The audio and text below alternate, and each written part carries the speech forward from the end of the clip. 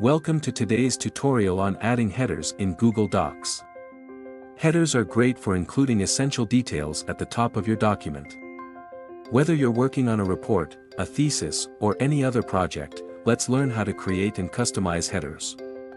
Ready? Let's get started. 1. Access the header options. In the top menu, click on Insert, choose Header Page Number. 2. Select Header or Footer, decide whether you want to add a header or a footer. Headers appear at the top of each page, while footers are at the bottom. 3. Enter your text, type the desired text for your header. You can include document titles, section names, or any other relevant information. 4. Customize your header, format the text using the toolbar options, font size, style, alignment. Add page numbers by clicking page number and selecting the desired location. 5.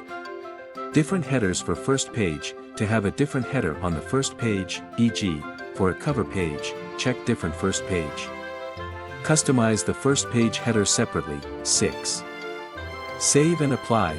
Click outside the header area to save your changes. Your header will now appear on every page. Congratulations! You've learned how to add headers in Google Docs. Use this feature to enhance your documents and keep them organized. If you found this tutorial helpful, don't forget to like and subscribe. Thanks for watching.